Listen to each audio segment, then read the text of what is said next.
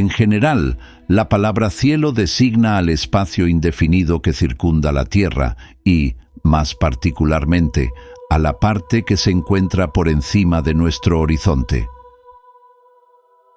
Procede del latín coelum y del griego koilos, que significa hueco, cóncavo, porque el cielo aparece a la vista como una inmensa concavidad.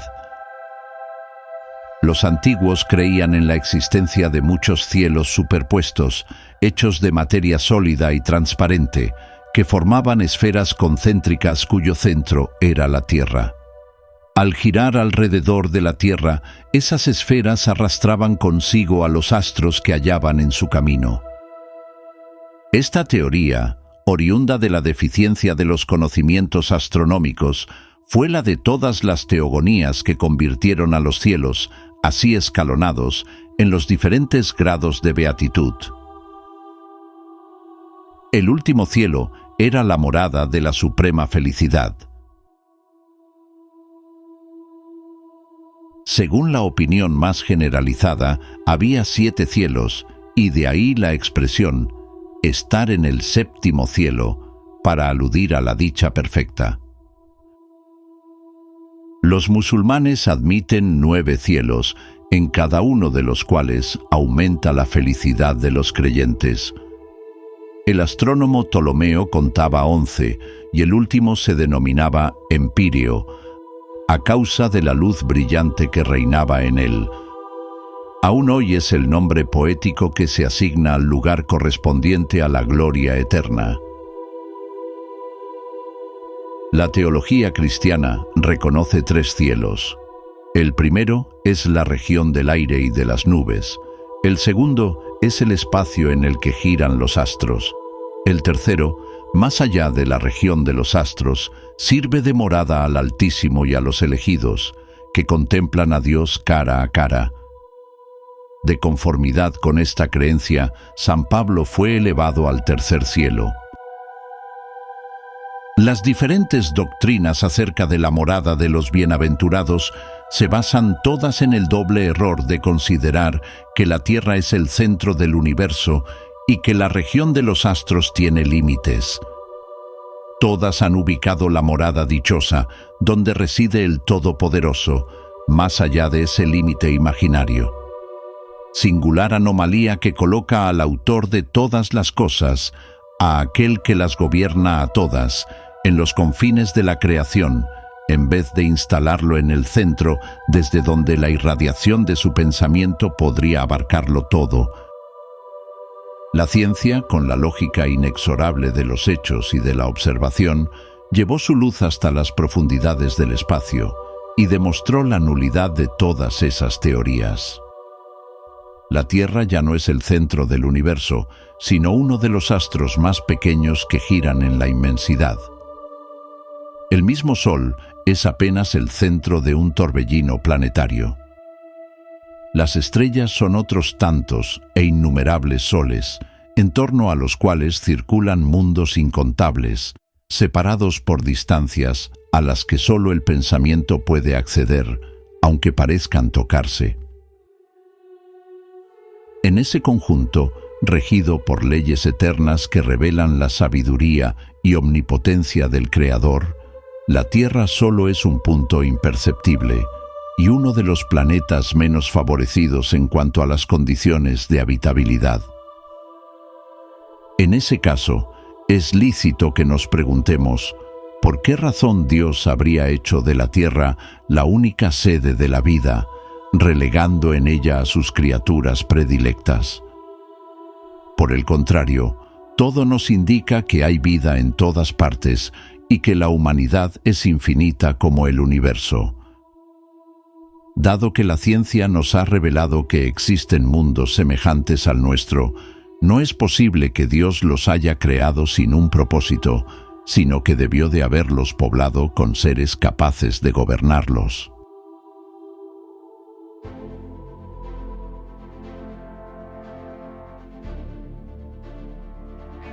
Las ideas del hombre se corresponden con lo que sabe. Como todos los descubrimientos importantes, el de la formación de los mundos habría de imprimirles otro curso. Bajo la influencia de esos nuevos conocimientos, las creencias se modificaron. El cielo debía ser cambiado de lugar, pues la región de las estrellas, que era ilimitada, ya no le servía. ¿Dónde está el cielo entonces? Ante esta pregunta, todas las religiones enmudecen.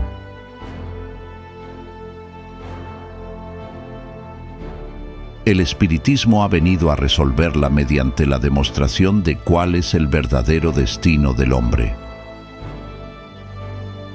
Si se toma como punto de partida la naturaleza de éste y los atributos de Dios, se llega a una conclusión, es decir, que partiendo de lo conocido se llega a lo desconocido mediante una deducción lógica, sin mencionar las observaciones directas a que da lugar el espiritismo. El hombre está compuesto por el cuerpo y el espíritu. El espíritu es el ser principal, racional, inteligente. El cuerpo es la envoltura material que reviste al espíritu en forma transitoria para el cumplimiento de su misión en la tierra y para la ejecución del trabajo necesario para su adelanto. El cuerpo, cuando se ha consumido, se destruye, pero el espíritu sobrevive a su destrucción. Sin el espíritu, el cuerpo solo es materia inerte, como un instrumento privado del brazo que lo acciona. Sin el cuerpo, el espíritu lo es todo, la vida y la inteligencia. Al dejar el cuerpo, regresa al mundo espiritual de donde había salido para encarnar. Existen, por lo tanto, dos mundos: el mundo corporal, compuesto por los espíritus encarnados, y el mundo espiritual, constituido por los espíritus desencarnados. Los seres del mundo corporal, debido justamente a su envoltura material, están ligados a la Tierra o a alguno de los planetas. El mundo espiritual se encuentra por todas partes, alrededor nuestro y en el espacio, y no se le ha trazado ningún límite. En virtud de la naturaleza fluídica de su envoltura, los seres que lo componen, en vez de arrastrarse penosamente sobre el suelo, atraviesan las distancias con la rapidez del pensamiento. La muerte del cuerpo constituye la ruptura de los lazos que los mantenían cautivos. Los espíritus son creados simples e ignorantes, pero con aptitudes para progresar y alcanzar la perfección, en virtud de su libre albedrío. Mediante el progreso conquistan nuevos conocimientos, nuevas facultades, nuevas percepciones y, por consiguiente, nuevos goces que son ignorados por los espíritus inferiores. Ven, oyen, sienten y comprenden lo que los espíritus atrasados no pueden ver ni oír, lo que no pueden sentir ni comprender.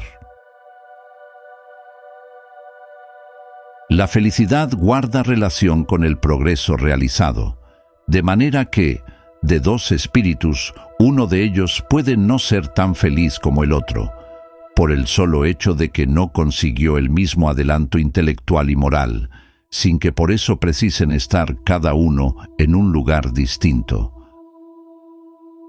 Aunque estén juntos, uno puede estar en medio de tinieblas, en tanto que alrededor del otro todo resplandece, así como un ciego y alguien dotado de la vista pueden tomarse de la mano, y este último percibe la luz de la cual el primero no recibe la mínima impresión.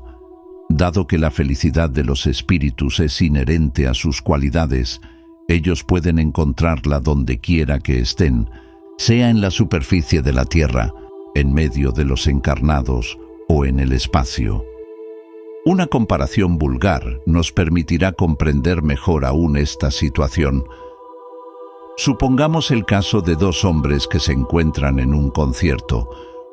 Uno de ellos es un buen músico y tiene el oído afinado, y el otro carece de formación musical y su sentido auditivo está escasamente desarrollado. De ahí que el primero experimentará una sensación de felicidad, en tanto que el segundo permanecerá insensible, puesto que uno comprende y percibe lo que en el otro no produce ninguna impresión. De igual modo, ocurre en relación con los goces de los espíritus, que dependen de su aptitud para sentirlos. El mundo espiritual tiene esplendores por todas partes, armonías y sensaciones que los espíritus inferiores, todavía sometidos a la influencia de la materia, no llegan a vislumbrar y que solo son accesibles a los espíritus purificados. El progreso de los espíritus es fruto de su propio trabajo. No obstante, como son libres, trabajan a favor de su adelanto con mayor o menor diligencia, con mayor o menor desidia, según su voluntad. De ese modo, apresuran o retrasan su progreso y, por consiguiente, su felicidad. Mientras algunos avanzan rápidamente, otros permanecen detenidos por largos siglos en las categorías inferiores. Ellos son, pues, los artífices de su propia situación, sea dichosa o desventurada, en coincidencia con estas palabras de Cristo: a cada uno según sus obras. El espíritu que se demora solo puede quejarse de sí mismo, así como el que progresa posee el mérito exclusivo de su esfuerzo y por eso aprecia más la felicidad conquistada. La felicidad suprema solo es patrimonio de los espíritus perfectos, es decir, de los espíritus puros, que solo la consiguen después de que han progresado en inteligencia y en moralidad. El progreso intelectual y el progreso moral raramente marchan juntos, pero lo que el espíritu no consigue en un cierto lapso, lo logra en otro, de manera que ambos progresos terminan por alcanzar el mismo nivel. Por esa razón vemos, a menudo, hombres inteligentes e instruidos que poseen un escaso adelanto moral y viceversa.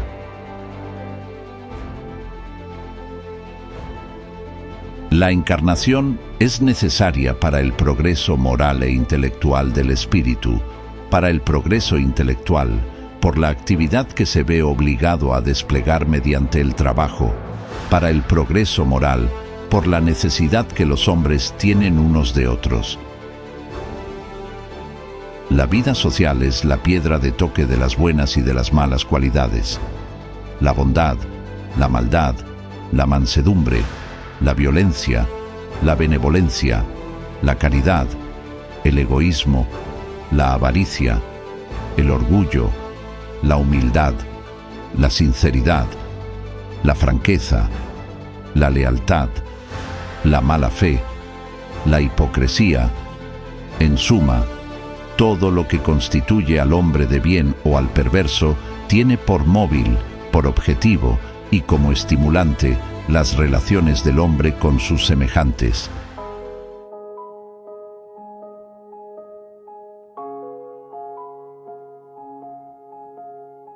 Para el hombre que vive aislado no existen los vicios ni las virtudes. Si bien mediante el aislamiento se preserva del mal, por otro lado anula las posibilidades de hacer el bien. Es evidente que una sola existencia corporal resulta insuficiente para que el espíritu pueda adquirir todo el bien que le falta y se deshaga de todo el mal que hay en él.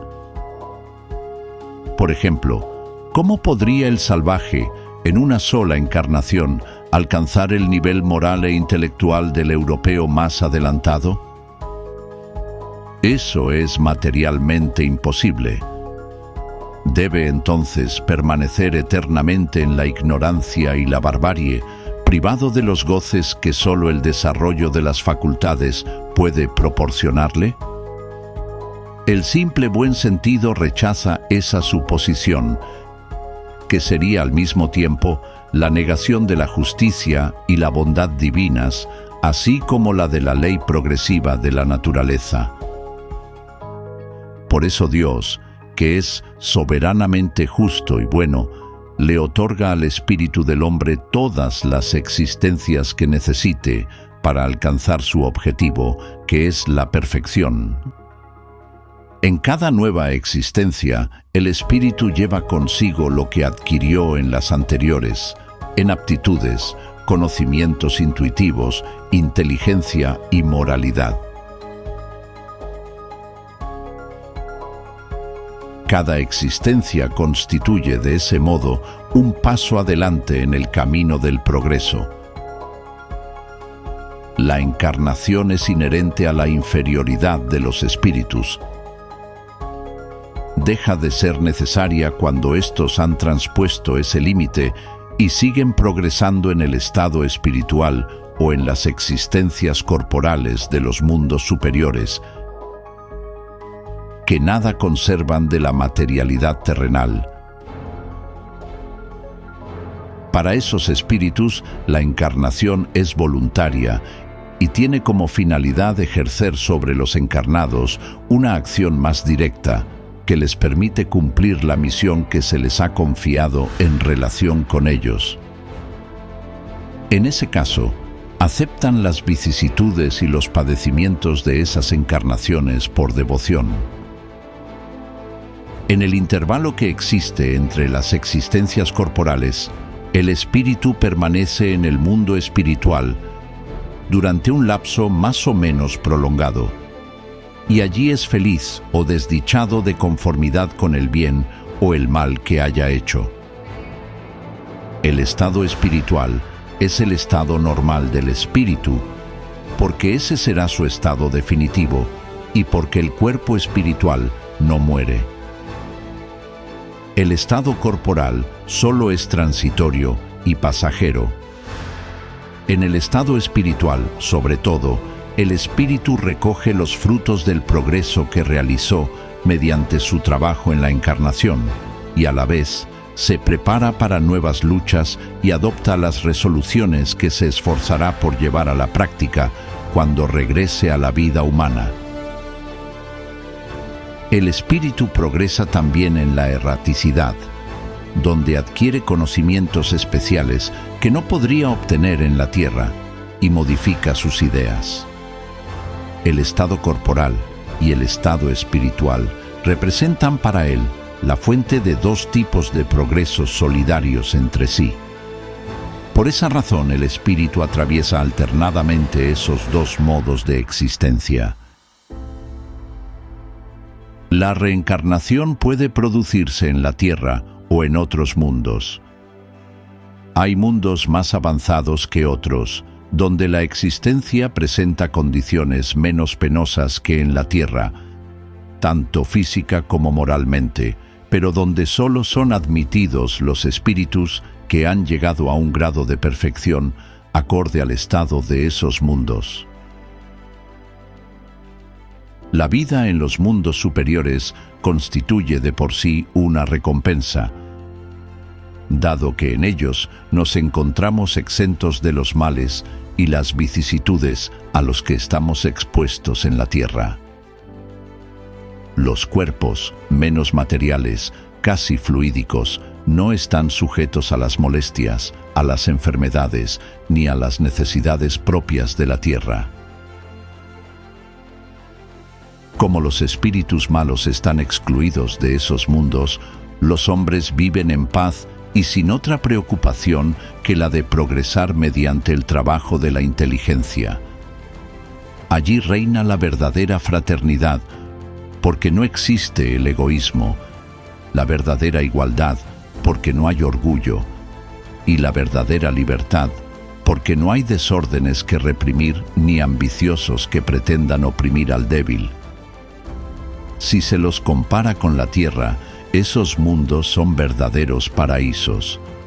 Son etapas en el camino del progreso que conduce al estado definitivo. La tierra es un mundo inferior destinado a la purificación de los espíritus imperfectos. Y por esa razón, el mal predomina en ella, hasta que le plazca a Dios convertirla en una morada de espíritus más adelantados.